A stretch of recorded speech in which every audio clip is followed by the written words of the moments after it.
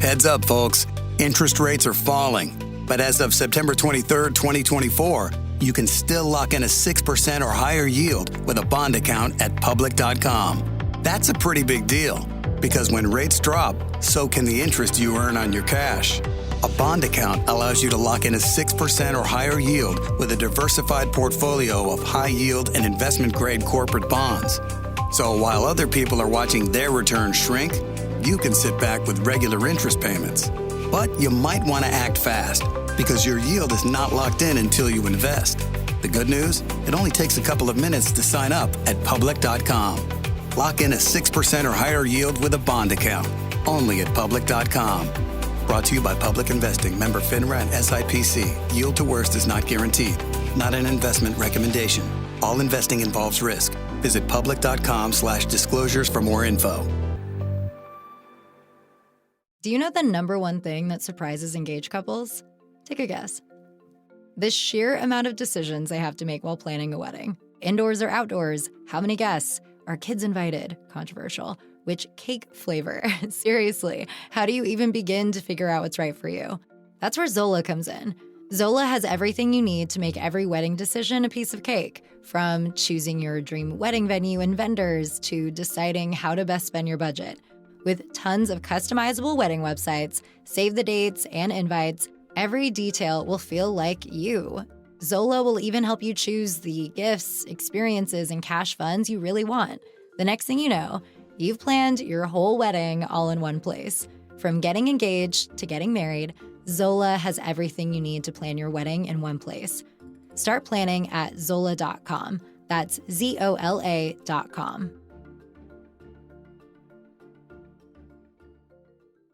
Thank you for being a valued supporter of the 10X podcast group. Your dedication means the world to us. Today, we bring you a gripping tale titled The Social Climber. Your continued support and subscription fuel our passion for storytelling, and we deeply appreciate every moment you spend with us. So, without further ado, let's dive into today's compelling narrative. The Social Climber. Chapter 1. The Invitation. Marla Greystone stood in the shadows of the opulent ballroom, the hum of polite conversation and the clinking of champagne glasses buzzing around her. She adjusted the delicate mask of confidence she wore like armor, the sequined gown she'd borrowed glinting under the chandeliers. It wasn't hers, of course. Nothing in her life truly was. But tonight, she didn't need ownership, just the illusion of belonging. The invitation had been a stroke of luck, or fate, or a well-calculated act of desperation. Marla had spent weeks haunting thrift shops and studying society columns to perfect her act. When she overheard a junior assistant at a boutique gushing about her boss's invite to the Langford Foundation Gala, Marla saw her opening. A misplaced handbag, a slip of paper snatched while no one was looking, and suddenly, she had the golden ticket. The Langford Foundation Gala wasn't just an event, it was the event. The most influential figures in the city gathered here, cloaked in wealth and power. For someone like Marla, resourceful, hungry, and invisible, it was a hunting ground. Her eyes darted across the room, cataloging faces she'd studied from glossy magazines and news articles. Senator Horace Carrington, whose wife was rumored to keep a separate estate for privacy. Evelyn Gage, the media mogul whose carefully curated persona couldn't hide the whispers of blackmail and corporate espionage. They were players in a game Marla barely understood but desperately wanted to master. She gripped her glass of sparkling water. Champagne was too risky for someone who couldn't afford to lose her wits, and took a deliberate step forward. Her first target loomed near the bar. Sebastian Wellesley, heir to a crumbling shipping empire. Wealthy, charming in a careless way, and most importantly, disenchanted with the world he was born into. Sebastian was known to take up causes simply to irritate his father. If Marla could align herself with his whims, she'd have a foothold in the elite world she craved. "Excuse me," she said, her voice smooth, with just a hint of shyness as she approached. "I couldn't help but overhear. You're talking about the Bellamy exhibit at the Crawford Gallery, aren't you?" Sebastian turned, his ice-blue eyes scanning her with practiced indifference. "And if I am?" Marla tilted her head, letting a lock of auburn hair slip over her shoulder. It's just rare to find someone who appreciates Bellamy's earlier works. His use of shadow and contrast in Silent Reverie is so haunting, don't you think? She didn't know the first thing about Bellamy or his works. All she had was a half-remembered quote from an article she'd skimmed, but the gamble paid off. Sebastian's lips curved into a faint smile, his interest piqued. Not many people can see past the overexposure of his later career. You're? Marla. She extended her hand, allowing just a flicker of uncertainty to soften her expression. Vulnerability was a powerful currency among the jaded elite. Marla Greystone. Sebastian Wellesley. His handshake was brief but firm, and when he didn't immediately excuse himself, Marla knew she'd secured her first connection. You have an eye for art. Rare around here. I suppose I see things differently. She smiled as if harboring a secret. Not everyone appreciates subtlety. Their conversation ebbed and flowed, each word calculated, each pause deliberate.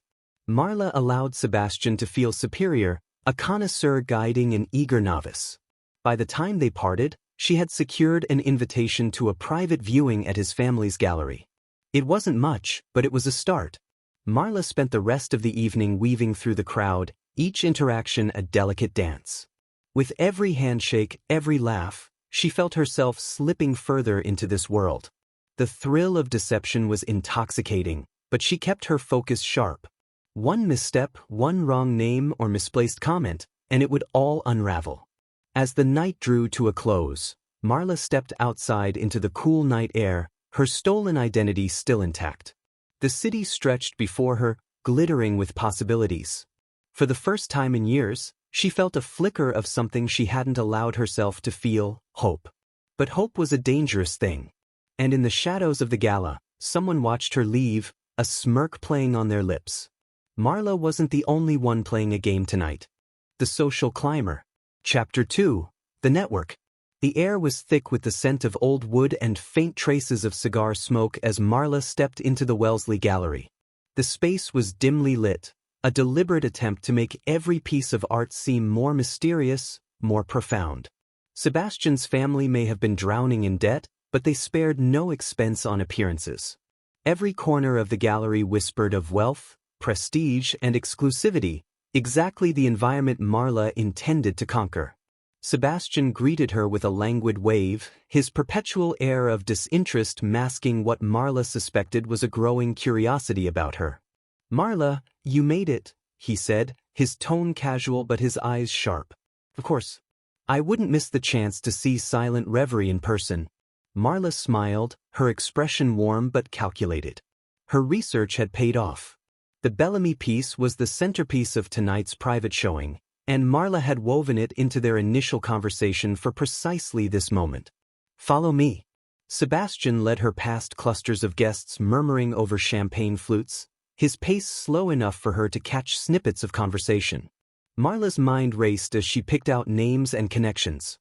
Evelyn Gage was here, speaking in hushed tones with a man Marla recognized from business columns, Edward Langford, Victoria's older brother and the rumored brains behind the family fortune. Marla kept her face composed as Sebastian paused in front of a towering canvas cloaked in shadows. He gestured dramatically, and a spotlight illuminated the painting. Silent Reverie lived up to its name, a dark, brooding piece that seemed to pull you into its depths. "What do you think?" Sebastian asked, his voice softer now, almost reverent. Marla tilted her head, studying the piece. She had no real opinion, but she understood the importance of a compelling reaction. "It's haunting. There's a loneliness to it, but also defiance. Like the figure refuses to be forgotten, even in the dark." Sebastian blinked, clearly taken aback. "That's exactly how I feel about it." She turned to him, her eyes wide with a touch of surprise. "Really? That's incredible. I was worried I might sound pretentious." "Not at all," he said, and for the first time, his smile seemed genuine. The moment lingered, and Marla felt the shift in their dynamic. She wasn't just a guest at his gallery, she was someone Sebastian wanted to understand, perhaps even impress. The night unfolded like a carefully orchestrated play. Marla moved through the room with ease, each introduction seamlessly blending into the next. Evelyn Gage turned out to be sharper than Marla anticipated, her dark eyes piercing as she asked question after question about Marla's background. "And where did you say you were from again?" Evelyn asked, her tone light but her gaze intense. "Boston," Marla replied smoothly. "My mother's family is from there. I've been back and forth for most of my life." Evelyn's lips twitched into what might have been a smile. "Interesting. I know a few Greystones in Boston. Any relation?" "Possibly distant," Marla said, her laugh delicate. "Our family tree is a bit of a maze, to be honest." Evelyn's stare lingered for a moment longer before she nodded. "You'll have to let me know if you're ever in need of connections. It's a small world after all." "I'd be honored," Marla said, her voice dripping with gratitude. But inside, she was already cataloging Evelyn as a potential threat. Later in the evening, Marla found herself cornered by Victoria Langford. The heiress was the opposite of Sebastian in every way, precise, polished, and intimidatingly direct. "So, you're the woman who's caught my brother's attention," Victoria said, her smile icy. Marla matched her expression with a demure tilt of her head. "Sebastian is kind. He's been very welcoming." "Kindness isn't his strong suit," Victoria said sharply. "And neither is subtlety. Whatever game you're playing, be careful. This world isn't as forgiving as it looks." Marla's heart skipped, but she kept her composure. "I'm not playing any games, Ms. Langford. I'm just grateful to be here." Victoria leaned in, her voice a low murmur. "Gratitude doesn't last long in circles like this. I suggest you figure out what does." As Victoria walked away, Marla's resolve hardened. If the Langfords wanted a game, she would give them one they'd never forget. When the night ended, Marla returned to her tiny apartment, the cheap walls and flickering lights a stark contrast to the luxury she'd spent hours pretending to belong to. She sat at her rickety kitchen table, sketching out connections and notes on a napkin. Sebastian was her way in, but Evelyn and Victoria were her biggest obstacles. She would need to tread carefully while deepening her roots. As she worked, her phone buzzed with a text from an unknown number. "Unknown, you're playing with fire, little climber. Watch your step." Marla stared at the message, her breath catching. Someone had seen through her. But who? And why warn her? The game had only just begun, and the stakes were already higher than she'd imagined. The social climber. Chapter 3. The Facade. The smell of fresh coffee brewing in her small kitchenette did little to soothe Marla's growing anxiety. She sat cross-legged on her creaky couch, phone in hand, staring at the cryptic text from the night before. "You're playing with fire, little climber. Watch your step." No name. No number she recognized. No further messages. Whoever had sent it knew what she was up to. That much was clear. But were they threatening her?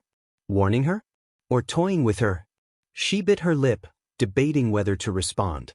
Her instincts told her not to. Instead, she tossed her phone onto the table and buried herself in preparations for her next move. Whoever was behind the message would reveal themselves eventually, or she'd be ready if they didn't. Marla's opportunity came sooner than expected. A day after the gallery event, Sebastian invited her to join him for lunch at the Meridian, an exclusive restaurant frequented by the city's elite. It wasn't just a casual meal, it was an audition.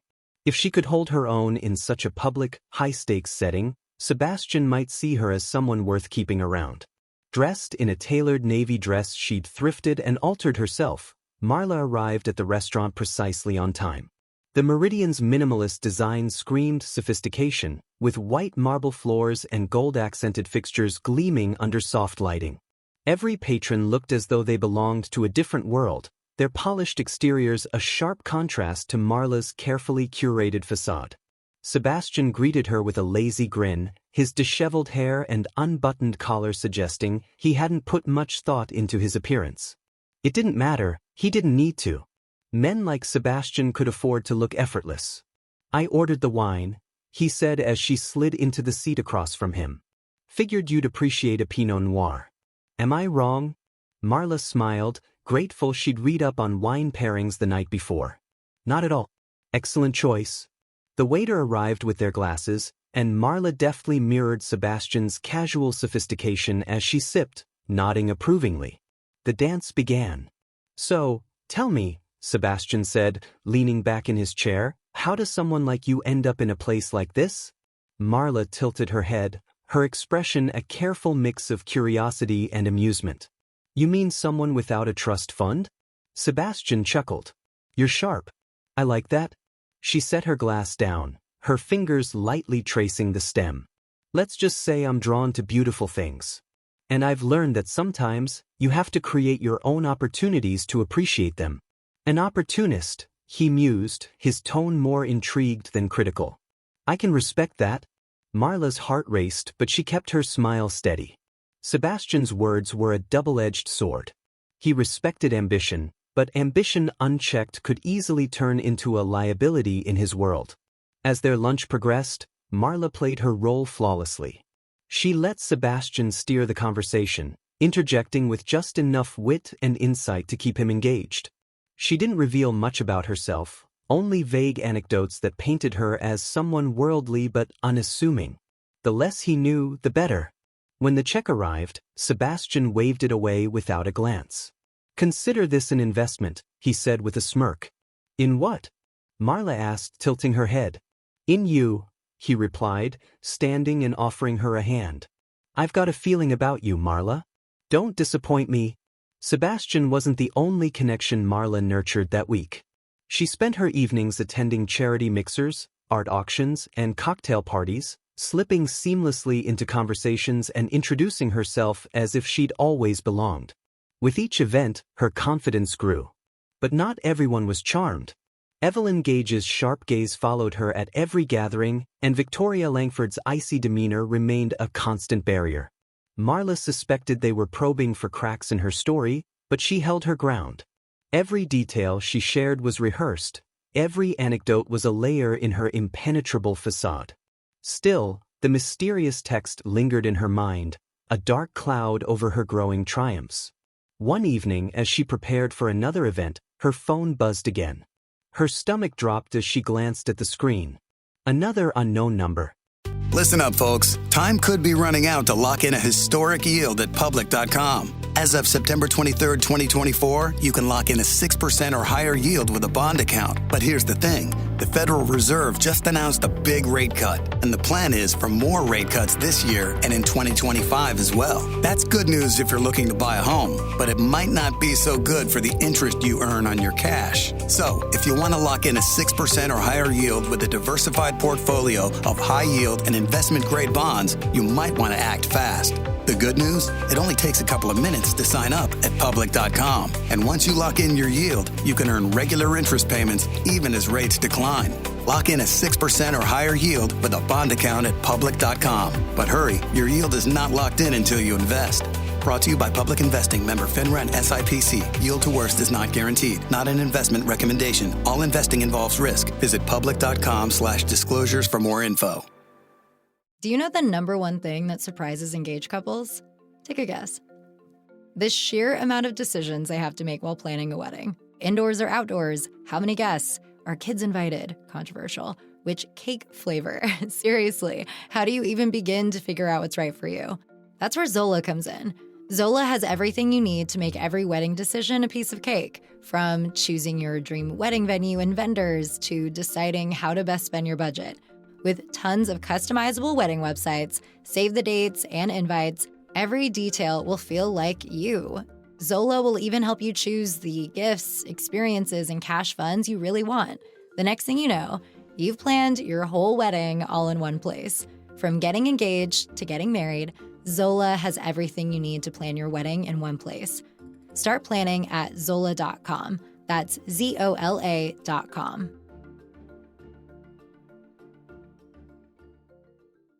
Unknown, you wear the mask well, but masks can slip. TikTok little climber. Marla's hands trembled as she read the message. Whoever this was, they weren't guessing. They knew. Her mind raced through possibilities. Could it be Evelyn or Victoria? Someone from her past? Or was it someone she hadn't even considered? At the event that night, Marla couldn't shake the feeling of being watched. She kept her movements calculated, her conversations sharp, but the nagging suspicion grew with every passing hour. By the time she left, her nerves were frayed. Back in her apartment, She paced the room, replaying every interaction from the last week. The pieces weren't adding up. Someone had the upper hand, and she couldn't afford to lose control. Her phone buzzed again. This time, it was a photo. She froze as she opened the message. It was a picture of her at the Langford Gala, standing with Sebastian. The angle was too precise, too deliberate. Whoever took it had been watching her closely. Unknown. The higher you climb, the harder you fall. Marla sank onto the couch, her mind racing. She had to find out who was behind this. Because if they knew what she really was, they could destroy everything she'd built, and she wasn't about to let that happen. The game was escalating, and Marla had no choice but to play smarter. The stakes were higher than ever, but she'd come too far to stop now. The Social Climber. Chapter 4. The Rival. The city sparkled beneath a shroud of misty rain, the kind that turned the streets into mirrors reflecting the world's wealth and grime in equal measure. Marla gripped her umbrella tightly as she stepped out of the cab, her breath fogging in the cool evening air. Tonight's event was Victoria Langford's charity auction, an annual spectacle drawing the city's most powerful figures. For Marla, it was an opportunity to solidify her place among them. For her rival, it was an opportunity to unmask her. The grand ballroom of the Langford estate was as ostentatious as its owner, adorned with glittering chandeliers and priceless art.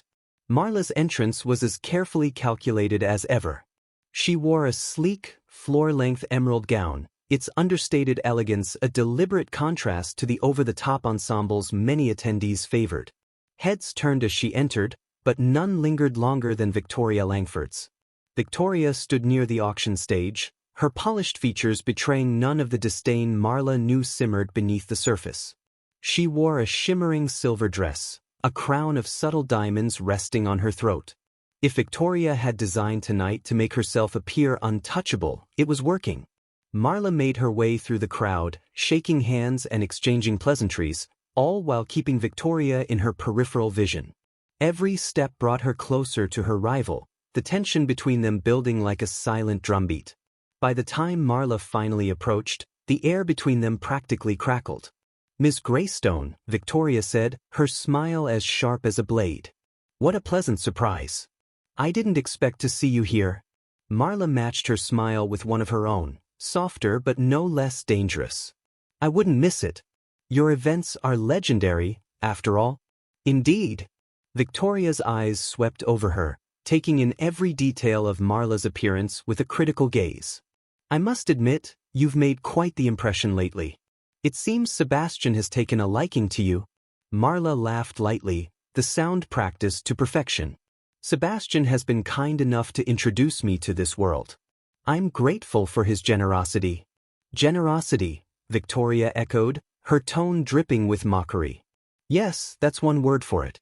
But tell me, Marla, where exactly does your gratitude come from? You seem to have appeared out of thin air." The words were a challenge, their meaning as clear as the crystal glasses in their hands.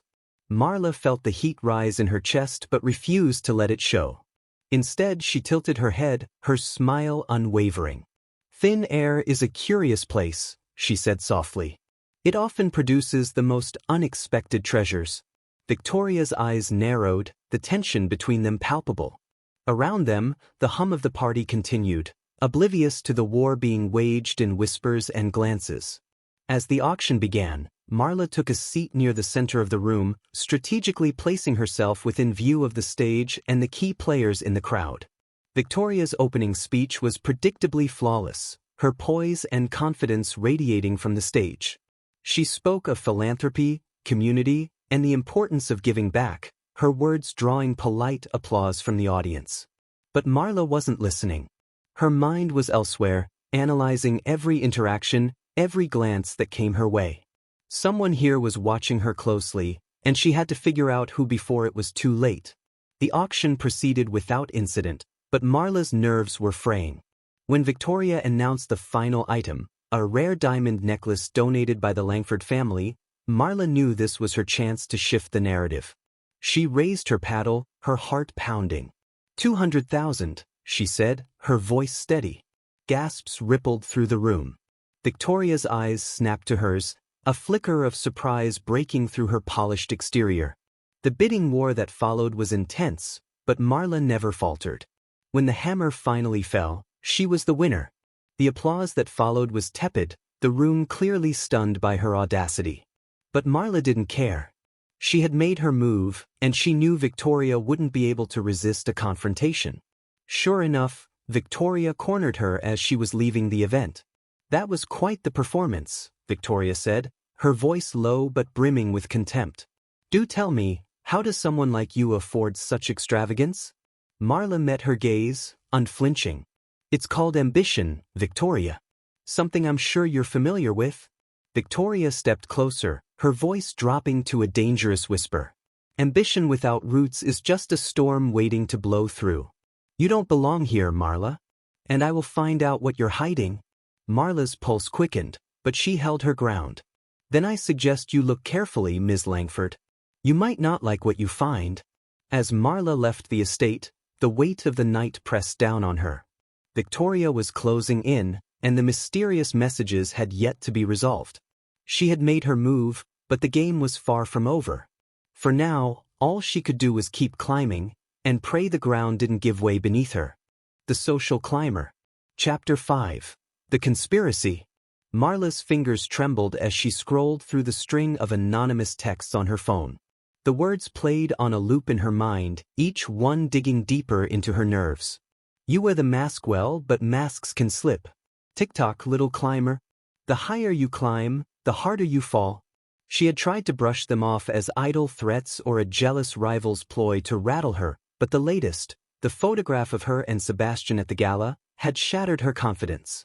Whoever was behind the messages wasn't just watching, they were close enough to document her every move. The question was, how close? Determined to uncover the sender, Marla began her investigation the next morning. She retreated to a nearby cafe with a steaming latte and her laptop, using the bustling atmosphere to disguise her growing paranoia. Her first step was to analyze the messages. The texts had been sent from different numbers, each untraceable through standard lookup tools. The photo of her and Sebastian provided no clues, it was clear and candid, but the angle revealed nothing about the photographer. Her gut told her it wasn't Victoria. The Langford heiress was too proud to operate in the shadows. She'd want Marla to know she was the one pulling the strings. Evelyn Gage was a possibility. Her sharp gaze and probing questions hinted at suspicion, but Evelyn didn't strike Marla as someone who'd waste time on cryptic texts. No, this felt personal. Someone who knew more about her than she wanted to believe. That afternoon, Marla took a calculated risk. She reached out to Sebastian. Sitting on the worn leather couch in her apartment, she dialed his number, forcing her voice into its usual soft, confident tone when he picked up. "Sebastian," she began, "I need a favor." Straight to the point. "I like that," he replied, his tone light. "What's on your mind?" "I've been receiving some unusual messages. Nothing overtly threatening, but enough to make me uneasy." There was a pause on the other end of the line. "What kind of messages?" Marla hesitated. She had to play this carefully. "Just vague things. Warnings, mostly." And then there was a photo from the gala. "It's probably nothing, but it's unsettling." Sebastian's tone shifted, the casual air replaced by concern. "Why didn't you tell me sooner? Do you think it's someone from the gala?" "I don't know," Marla admitted, keeping her voice steady. "But I was hoping you might know someone who could help me figure it out." Sebastian sighed. "I can make some calls. See if there's anyone who can trace the numbers or look into this for you. In the meantime, be careful. People in this world can be possessive about their secrets." "I will. Thank you, Sebastian." As she hung up, Marla felt a twinge of guilt. She wasn't sure if Sebastian could help, but involving him added another layer of complexity to her web. If nothing else, it kept him invested in her survival. That evening, Marla attended a networking dinner at Evelyn Gage's penthouse. She hadn't planned to confront Evelyn directly, but the opportunity presented itself when she found herself alone with the media mogul in the study. Evelyn was pouring a glass of whiskey, her movements precise and deliberate. "Marla," she said without turning around, "I didn't expect you to linger so long in my home. Enjoying yourself?" "It's a beautiful place," Marla replied, stepping closer. "You have impeccable taste." Evelyn turned, her expression neutral but her eyes sharp. Flattery is cheap. What do you really want? Marla hesitated for only a moment before taking a calculated risk. I've been receiving some strange messages. Heads up, folks. Interest rates are falling. But as of September 23rd, 2024, you can still lock in a 6% or higher yield with a bond account at public.com. That's a pretty big deal, because when rates drop, so can the interest you earn on your cash. A bond account allows you to lock in a 6% or higher yield with a diversified portfolio of high-yield and investment-grade corporate bonds. So while other people are watching their returns shrink, you can sit back with regular interest payments. But you might want to act fast, because your yield is not locked in until you invest. The good news? It only takes a couple of minutes to sign up at public.com. Lock in a 6% or higher yield with a bond account, only at public.com. Brought to you by Public Investing, member FINRA and SIPC. Yield to worst is not guaranteed. Not an investment recommendation. All investing involves risk. Visit public.com/disclosures for more info. Do you know the number one thing that surprises engaged couples? Take a guess. The sheer amount of decisions they have to make while planning a wedding. Indoors or outdoors? How many guests? Are kids invited? Controversial. Which cake flavor? Seriously, how do you even begin to figure out what's right for you? That's where Zola comes in. Zola has everything you need to make every wedding decision a piece of cake, from choosing your dream wedding venue and vendors to deciding how to best spend your budget. With tons of customizable wedding websites, save the dates, and invites, every detail will feel like you. Zola will even help you choose the gifts, experiences, and cash funds you really want. The next thing you know, you've planned your whole wedding all in one place. From getting engaged to getting married, Zola has everything you need to plan your wedding in one place. Start planning at Zola.com. That's ZOLA.com.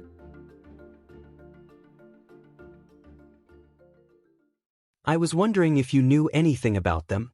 Evelyn's lips twitched into a faint smile. Strange messages?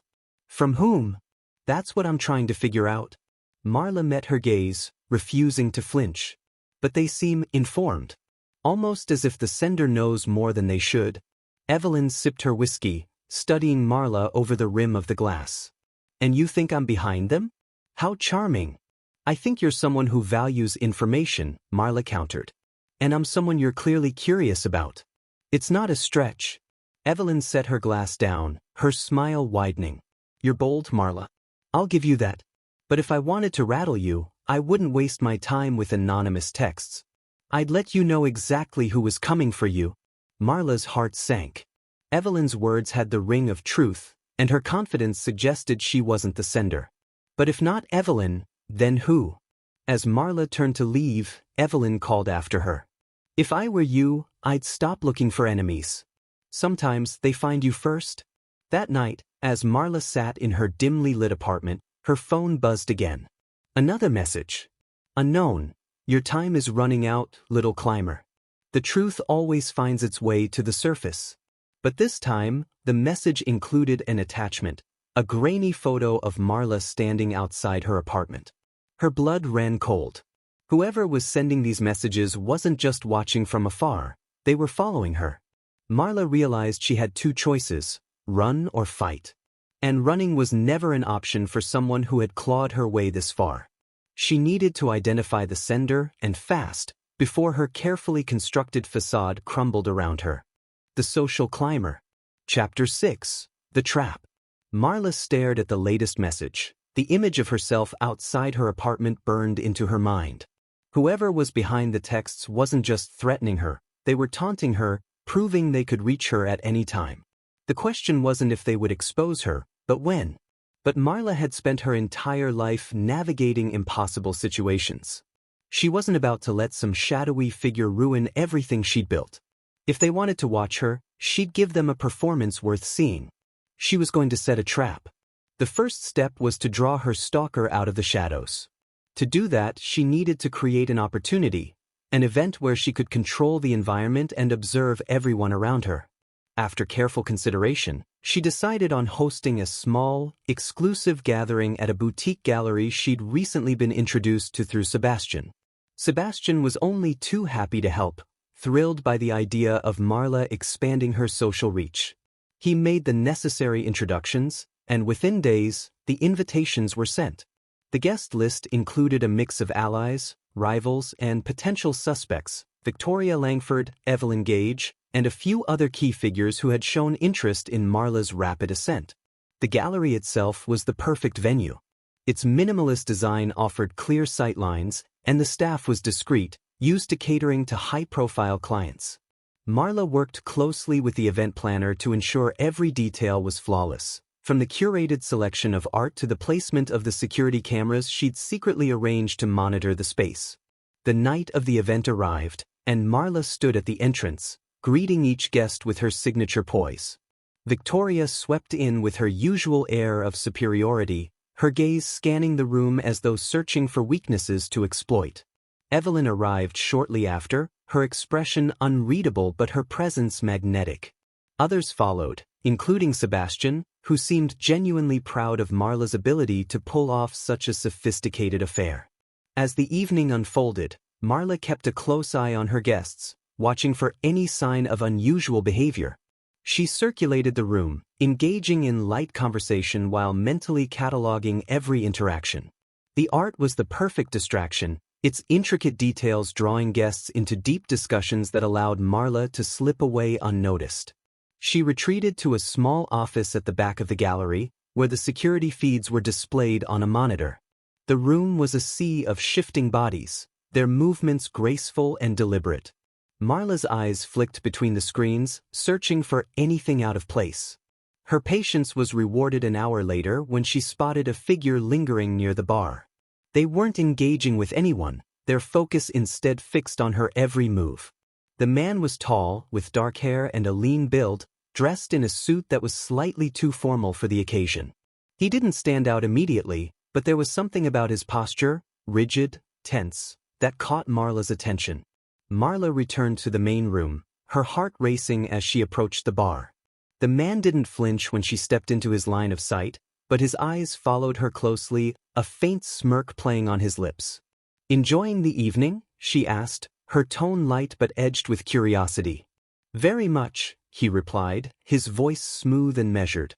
"You've done an impressive job bringing everyone together." "And you are?" Marla pressed, tilting her head in feigned ignorance. "Michael," he said, extending a hand. "Michael Greer. A friend of Sebastian's." Marla accepted his handshake, her mind racing. She hadn't seen this man at any of the events she'd attended with Sebastian, and Sebastian hadn't mentioned him in their conversations. "I'm glad you could make it, Michael," she said, masking her suspicion with a warm smile. "It's always a pleasure to meet someone new." His smirk widened, and Marla felt a chill run down her spine. "The pleasure is all mine, Ms. Greystone." The rest of the evening passed in a blur. Marla kept a close eye on Michael, noting how he moved through the room with unsettling ease. He seemed to know exactly when to engage and when to fade into the background, never drawing too much attention to himself. By the time the event ended, Marla was certain he was connected to the texts. But she needed proof. After the last guest left, Marla locked the gallery and returned to the office to review the security footage. As she scanned the recordings, her suspicions were confirmed. Michael had spent most of the evening watching her, his movements calculated and deliberate. She paused the footage on an image of him standing near the entrance, his phone in hand. A closer look revealed a timestamp that matched the moment she'd received another text during the event. "Unknown, you're a talented performer, little climber. But even the best acts come to an end." Marla's hands tightened into fists.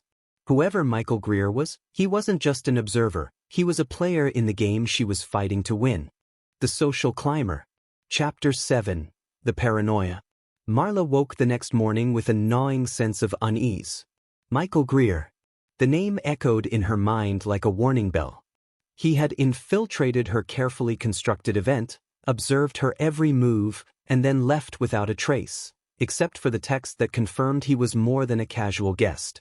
But who was he? And more importantly, what did he want? Marla knew she couldn't confront him directly, not yet. She needed leverage, something tangible to use against him. Her instinct told her that Michael was a piece of a larger puzzle, and pulling at the wrong thread too soon could unravel everything. She started her day at a cafe far from her usual haunts, a place where she could disappear into the background while she searched for answers. Her laptop open, she scoured the internet for any trace of Michael Greer. The name yielded little, too common to narrow down, and no photos or affiliations matched the man from her event. Frustration mounting, Marla reached out to her contact in the world of private investigations. She'd used him once before to dig up dirt on a rival during her early days in the city. His fees were steep, but he was discreet and effective. Ms. Greystone, he greeted her over the phone, his voice clipped and professional. "What can I do for you? I need everything you can find on someone named Michael Greer. He attended a gallery event last night, tall, dark hair, mid-30s. Claims to know Sebastian Wellesley. I'll look into it. Usual terms? Yes. But I need this fast." Understood. That evening, Marla returned to her apartment to find another text waiting for her. Unknown. Curiosity killed the cat, little climber. Be careful what you dig for. Her stomach dropped. Michael, or whoever was behind the messages, knew she was looking into him. But how? Her paranoia surged, each shadow in her dim apartment suddenly alive with menace. She closed the blinds, double-checked the locks, and sat in the middle of her living room, her mind racing. She couldn't let him win. Whoever he was, whatever game he was playing, Marla refused to be a pawn. The next day, her investigator called back with a preliminary report. "Your Mr. Greer is elusive," he said, an edge of curiosity in his voice. "No public records under that name in connection to Sebastian Wellesley. However, I found a few pieces that might interest you." "What kind of pieces?" Marla pressed, pacing her apartment. "He's registered as a guest at the Riverview Hotel downtown. Booked under a corporate account tied to Langford Industries." Marla froze. Langford Industries? As in Victoria Langford? "That's right. Could be coincidence, but I doubt it. He's been in town for 2 weeks, staying under the radar. No social media, no paper trail." Marla's mind raced. Michael wasn't just a random interloper, he was connected to Victoria. Was she using him to spy on her? Test her? Or was Michael operating independently, with motives of his own? That night, Marla made her move. Dressed in a dark trench coat and oversized sunglasses, she lingered near the Riverview Hotel's entrance, waiting for Michael to emerge. Her heart pounded as she rehearsed what she'd say if he saw her, but hours passed without any sign of him. Just as she was about to leave, a black car pulled up to the curb. Michael stepped out, his sharp suit and confident stride unmistakable. He spoke briefly with the driver, then entered the hotel. Marla followed at a distance, her pulse racing. Inside, she kept to the edges of the lobby, watching as Michael approached the reception desk. She couldn't hear his conversation, but his body language was relaxed, almost cocky. After a few minutes, he turned and headed for the elevators. Marla hesitated, torn between following him and retreating before she was noticed. Her decision was made for her when Michael stopped abruptly, turning his head just enough to glance in her direction. Their eyes met. Marla's breath caught as a slow, knowing smile spread across his face. He didn't approach her, didn't call her out. He simply stepped into the elevator and disappeared behind the closing doors. Marla returned to her apartment shaken but determined. Michael had seen her, but instead of exposing her, he'd chosen to let her stew in her own paranoia. It was a power play, and she hated that it had worked. Her phone buzzed as she paced her living room. Another text. "Unknown. I see you, little climber. Let's see how far you're willing to fall." Marla stared at the message, her fear giving way to anger. If Michael thought he could intimidate her, he had another thing coming. She had clawed her way too far up the social ladder to let someone like him pull her down. She needed to outsmart him, to uncover his true motives and turn the game in her favor. And if that meant playing dirty, so be it. The Social Climber. Chapter 8. The Reckoning. Marla sat at her vanity, staring at her reflection. Her carefully curated image, a mask of poise and perfection, felt fragile, cracking under the weight of Michael Greer's mind games. But she wasn't going to let him break her. If he wanted to play, she'd raise the stakes. Her plan was simple: draw him into the open and force his hand. The next step was far riskier: confronting him directly. She didn't know how far Michael was willing to go, but Marla wasn't about to back down. 2 days later, Marla attended a private soiree hosted by a tech magnate she had recently charmed. The event was smaller than the usual galas, but the guest list was just as exclusive. She'd arranged for Michael to be invited, pulling strings through Sebastian, who'd happily vouched for her growing influence. The venue, a sprawling penthouse with floor-to-ceiling windows overlooking the city, provided the perfect backdrop for the confrontation. Marla's dress, a striking black gown with a plunging neckline, commanded attention, but her mind was firmly focused on Michael. She had rehearsed this moment in her mind, every word, every expression. It wasn't long before she spotted him. Michael arrived late, his presence as deliberate as ever. His dark suit fit him perfectly, and he carried himself with the same unsettling confidence that had unnerved her from the start. Marla approached him with a glass of champagne in hand, her smile polished but icy. "Michael," she said, her voice smooth. "I was beginning to think you wouldn't show." Michael turned to her, his smirk as infuriating as ever. "Miss me already?" Her grip on the glass tightened, but she kept her expression neutral. "I've been curious about you. It seems you've been keeping a close eye on me." His smile widened. "Can you blame me? You're quite the enigma, Marla." "Flattering," she replied, her tone sharp. "But let's skip the games, shall we? Who are you really? And what do you want?" Michael's expression shifted, his smirk fading as he regarded her with cold amusement. "Straight to the point. I like that. But the better question is, who are you, Marla?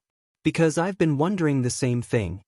Her stomach twisted, but she refused to let him see her fear. "I think you already know," she said evenly. "You've been watching me, haven't you?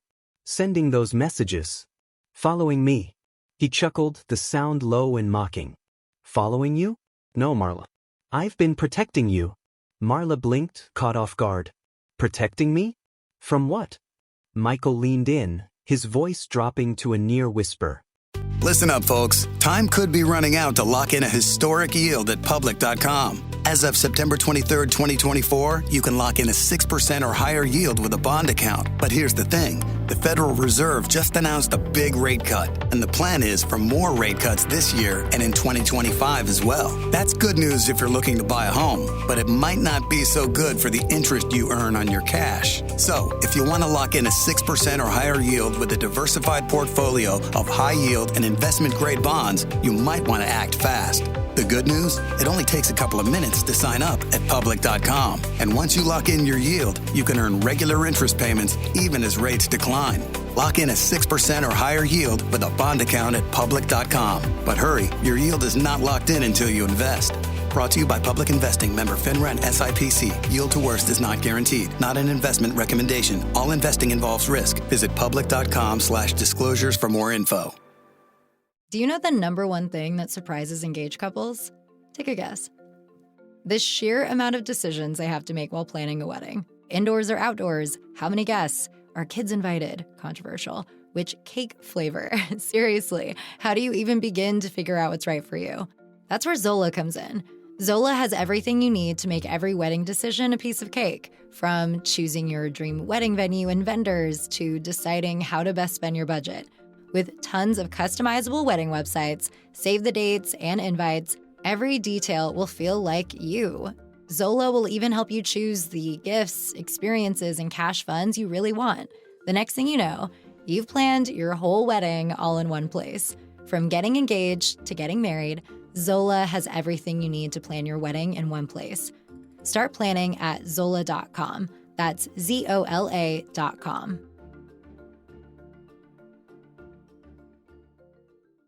From the people you're so desperate to impress. You think you're climbing the social ladder, but you have no idea how dangerous this world is. One wrong move, and they'll tear you apart. Her pulse quickened, but she refused to let him intimidate her. "And what makes you the expert?" "Let's just say I've seen what happens to people who fly too close to the sun," he said, his gaze intense. "You're playing a game you don't fully understand, Marla. And if you're not careful, you'll lose everything." Marla's mind raced as she processed his words. Michael wasn't denying his involvement, but his motives remained frustratingly unclear. Was he truly trying to warn her, or was this another manipulation? "You seem awfully concerned about my well-being," she said, her tone laced with skepticism. "Why?" Michael's smirk returned, but it was colder this time. "Let's just say I've been where you are. I've seen how this ends, and it's never pretty." Before she could respond, Michael straightened, his demeanor shifting back to its usual calm. "Enjoy the party, Marla. And remember, the higher you climb, the harder you fall." With that, he walked away, leaving her standing alone, her champagne glass trembling in her hand. As the evening wore on, Marla couldn't shake the weight of his words. She returned home to find yet another text waiting for her. "Unknown, you've been warned. Don't make me intervene." Marla's fear was quickly giving way to anger. Michael's cryptic warnings and veiled threats were nothing more than attempts to control her, and she wasn't about to let him. If he thought she was going to back down, he was sorely mistaken. She spent the next few days digging into Michael's connections to Victoria Langford. Through Sebastian, she learned that Michael had briefly worked as a consultant for Langford Industries, but his employment ended abruptly, with rumors of a falling out. What was Michael's endgame? And why was he so invested in her downfall, or survival? The chapter ends with Marla deciding to turn the tables. She plans to lure Michael into a scenario where she holds the power, forcing him to reveal the truth. But as she sets her plan in motion, she knows she's walking a fine line between triumph and disaster.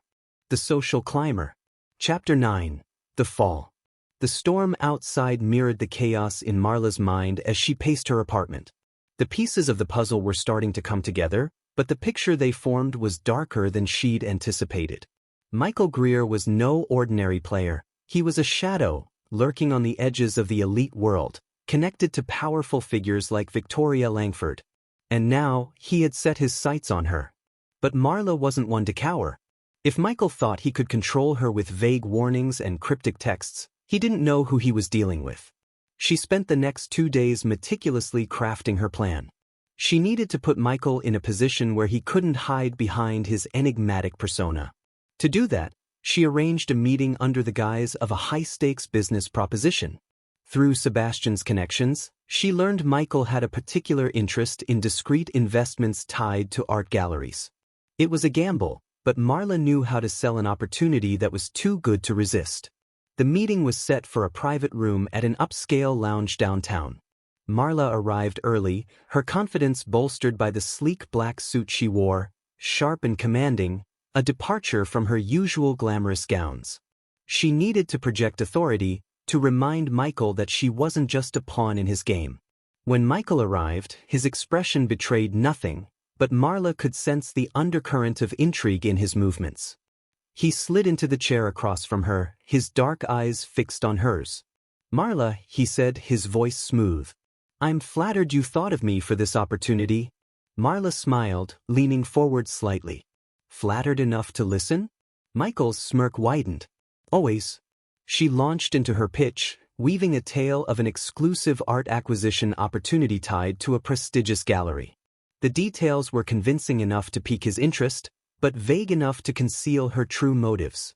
As she spoke, she watched him carefully, looking for cracks in his composure. "And what's in it for you?" Michael asked when she finished. Marla tilted her head, her smile sharpening. "Let's just say I believe in strategic alliances. And you strike me as someone who appreciates discretion." Michael chuckled, the sound low and knowing. "You're good, Marla. I'll give you that. But let's stop pretending this is about art. You didn't bring me here to make a deal, did you?" Her pulse quickened, but she didn't let it show. "Why don't you tell me what you think this is about?" Michael leaned back in his chair, his smirk fading into a more serious expression. "You want answers. About me, about the messages, about why I've been watching you." "And?" Marla prompted, her voice steady despite the tension crackling between them. Michael sighed, his gaze flickering to the glass of whiskey in his hand. "You're not the first, Marla.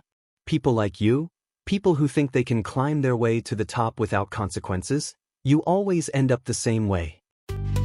Heads up, folks. Interest rates are falling. But as of September 23rd, 2024, you can still lock in a 6% or higher yield with a bond account at public.com. That's a pretty big deal, because when rates drop, so can the interest you earn on your cash. A bond account allows you to lock in a 6% or higher yield with a diversified portfolio of high-yield and investment-grade corporate bonds. So while other people are watching their returns shrink, you can sit back with regular interest payments.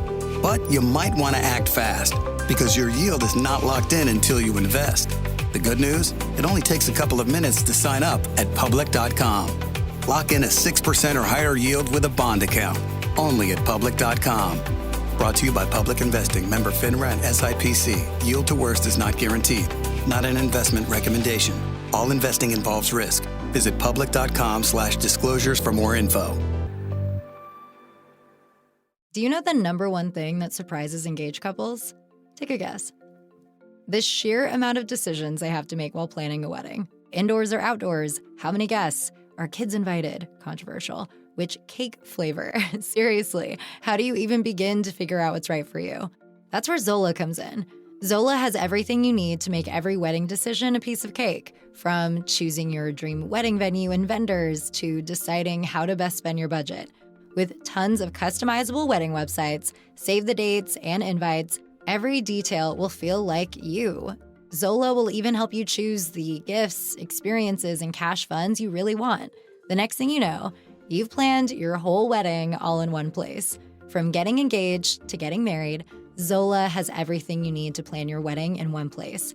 Start planning at Zola.com. That's ZOLA.com.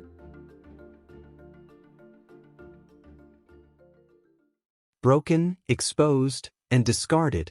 Marla bristled at his words, but before she could respond, he leaned forward, his voice dropping to a near whisper. I've seen it happen. I've made it happen. And I can stop it from happening to you, if you're willing to listen. For the first time, Marla felt a flicker of doubt. Michael's words weren't just threats, they carried the weight of experience. But she refused to let him dictate her fate. What do you want from me? She asked, her tone sharper than intended. Michael studied her for a moment before replying. I want you to stop chasing shadows. Victoria Langford, Evelyn Gage, the entire world you're trying to infiltrate, they don't care about you, Marla. They'll destroy you the moment you stop being useful. And you're different? She shot back. Yes, Michael said simply. Because I don't want anything from you. I'm here to warn you, not control you. The question is whether you're smart enough to listen. The rest of the meeting was a blur. Michael left before she could press him further, leaving Marla alone with her thoughts. His warning lingered in her mind, intertwining with the fears she'd tried so hard to suppress. That night she received another text. Unknown. The game ends soon, little climber. Choose your side wisely. Marla stared at the message, her anger and fear colliding. She had come too far to back down now. Michael Greer might know the rules of the game, but she was determined to rewrite them. The Social Climber. Chapter 10. The Legacy. The city skyline gleamed in the distance, its glittering lights casting faint reflections on the glass walls of the Langford Tower. Marla stood in Victoria Langford's office, her back straight, her nerves wound tight. This was it, the culmination of weeks of manipulation, strategy, and survival. Tonight, the truth would surface one way or another. Victoria sat behind her massive mahogany desk, her expression as cold and unreadable as ever. Across the room, Michael leaned against the wall, his arms crossed, a faint smirk playing on his lips. The tension in the air was suffocating, but Marla held her ground. You requested this meeting, Victoria said, her voice crisp. So speak. What could possibly be so important that you'd call me at this hour? Marla took a deep breath, her gaze flicking to Michael. I think we all know this isn't just about business. Victoria's brows lifted ever so slightly. Is that so? Yes, Marla said, stepping closer to the desk. I know what's been happening. The texts, the warnings, the games, it's all been orchestrated. And I want answers. Victoria's lips curled into a faint smile. You're accusing me of, what, exactly? I'm not accusing anyone, Marla replied, her voice steady. I'm here to uncover the truth. Because if we're going to play this game, I deserve to know the rules. Michael chuckled softly, his voice dripping with amusement. Bold of you to assume there are rules, Marla. She shot him a glare before turning back to Victoria. Why did you send Michael to watch me? What do you want from me? Victoria leaned back in her chair, her eyes narrowing. Michael isn't my puppet, Marla. He operates on his own terms. If he's been watching you, it's because he sees something useful. Marla's pulse quickened. Useful? What does that mean? It means, Michael interjected, stepping forward, that you've caught the attention of some very dangerous people. People who don't appreciate outsiders meddling in their affairs. Marla's hands clenched into fists. Then why not just cut me off? Why the games? The warnings? Because, Michael said, his tone softening, I wanted to see if you had what it takes to survive in this world. Marla stared at him, her anger giving way to confusion. This was all a test? In a way, Michael admitted. But not just mine. There are others watching you, Marla. Others who've been waiting to see if you'll rise, or crumble. Victoria's smile widened, cold and calculating. You've been ambitious, I'll give you that. But ambition without caution is a liability. Michael and I wanted to see if you could navigate the traps we set for you. Marla's mind raced, piecing together the puzzle. The texts, the warnings, the photo, they had been deliberate, orchestrated to push her to her limits. And she had played right into their hands. What happens now? She asked, her voice low. That depends on you, Michael said. You've proven you can handle pressure, but this world demands more than that. If you want to survive, if you want to thrive, you'll have to make a choice. What choice? Marla demanded. Victoria stood, her gaze piercing. Loyalty. To us, to this world, to the rules we set. If you agree, we'll protect you, guide you, ensure your success. But if you refuse, she trailed off, the threat implicit. Marla's heart pounded as she considered her options. She had spent her life clawing her way up, refusing to bow to anyone. But now, she was faced with a decision that could either secure her future or destroy everything she'd built. Taking a deep breath, she looked Victoria in the eye. I've come too far to turn back now. I'll play by your rules, for now.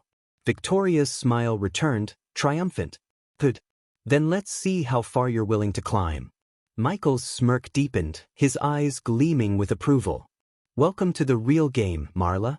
As Marla left Langford Tower that night, she felt a mix of triumph and dread. She had survived the test, but at what cost? The world she had fought so hard to enter was darker and more dangerous than she'd ever imagined. And now, she was bound to it. But Marla Greystone wasn't one to settle for survival. She had chosen her path, and she would walk it with her head held high. Because in the end, the only thing that mattered was the legacy she left behind, and she intended to make it unforgettable. The social climber. Epilogue. The pinnacle. The city spread out beneath Marla like a glittering jewel, its lights twinkling in the clear night sky. She stood on the balcony of her penthouse, a glass of champagne in hand, the faint hum of an exclusive gathering behind her. The journey to this moment had been treacherous, marked by lies, manipulation, and betrayal. But she had made it. 3 years had passed since her fateful meeting with Victoria Langford and Michael Greer. In that time, Marla had become a force to be reckoned with in the world of high society. She had mastered the art of walking the tightrope between loyalty and ambition, earning the trust of the elite while quietly amassing power of her own. Victoria had become an unlikely ally, mentoring Marla in the ways of their world. Together, they had built a network of influence that spanned industries, ensuring their names carried weight in every boardroom and gala. But Marla never forgot the cold warning in Victoria's eyes that night in the tower. The alliance was one of convenience, not friendship. Michael had vanished shortly after Marla's initiation into the inner circle. She heard whispers of his involvement in shadowy deals and clandestine operations, but their paths never crossed again. Sometimes, she wondered if he had been a figment of her imagination, a ghost sent to test her resolve. Tonight's gathering was a celebration of Marla's latest achievement, securing a multi-million-dollar partnership that would cement her status as a key player in the art world. The guests were a who's who of power and privilege, each one eager to bask in Marla's glow. But as she gazed out over the city, Marla felt a familiar pang of unease. The higher she climbed, the more precarious her position became. Every handshake, every smile, every whispered deal carried the weight of expectation. One misstep could send her tumbling back down the ladder she had fought so hard to ascend. A voice interrupted her thoughts. "Admiring your kingdom?" Marla turned to see Victoria stepping onto the balcony, a glass of wine in her hand. Her expression was as composed as ever, but her eyes held a glimmer of approval. "Just enjoying the view," Marla replied, matching her tone. Victoria leaned against the railing, her gaze sweeping across the city. "You've done well, Marla. Better than I expected. Coming from you, that's high praise," Marla said with a faint smile. "But don't get too comfortable," Victoria continued, her voice hardening. "This world has a way of turning on its own. You'll need to stay sharp if you want to keep what you've earned." Marla nodded, the weight of Victoria's words settling over her. "I'm always sharp." Victoria studied her for a moment before raising her glass. "To survival." "To survival," Marla echoed, clinking her glass against Victoria's. As the night wore on, Marla moved through the crowd with practiced ease, her every word and gesture calculated to reinforce her power. But as she smiled and laughed with her guests, a part of her couldn't shake the feeling that she was still being watched, still being tested. The legacy Marla had built was formidable, but it came with a cost. She had traded her soul for success, her innocence for influence. And while she had no regrets, she knew that the climb never truly ended. Because in the world she had chosen, there was no such thing as a safe place. There was only the next move, the next conquest, the next rung on the ladder. And Marla Greystone was determined to keep climbing, no matter what it took. The end. Listen up, folks. Time could be running out to lock in a historic yield at Public.com. As of September 23rd, 2024, you can lock in a 6% or higher yield with a bond account. But here's the thing. The Federal Reserve just announced a big rate cut, and the plan is for more rate cuts this year and in 2025 as well. That's good news if you're looking to buy a home, but it might not be so good for the interest you earn on your cash. So, if you want to lock in a 6% or higher yield with a diversified portfolio of high-yield and investment-grade bonds, you might want to act fast. The good news? It only takes a couple of minutes to sign up at Public.com. And once you lock in your yield, you can earn regular interest payments even as rates decline. Lock in a 6% or higher yield with a bond account at Public.com. But hurry, your yield is not locked in until you invest. Brought to you by Public Investing, member FINRA and SIPC. Yield to worst is not guaranteed. Not an investment recommendation. All investing involves risk. Visit Public.com/disclosures for more info. It is Ryan Seacrest here. People always say it's good to unwind, but that's easier said than done. The exception, Chumba Casino. They actually make it easier done than said, or at least the same. Chumba Casino is an online social casino with hundreds of casino-style games like slots and blackjack. Play for fun. Play for free for your chance to redeem some serious prizes. Sign up now and collect your free welcome bonus at ChumbaCasino.com. Sponsored by Chumba Casino. No purchase necessary. VGW Group. Void where prohibited by law. 18 plus terms and conditions apply.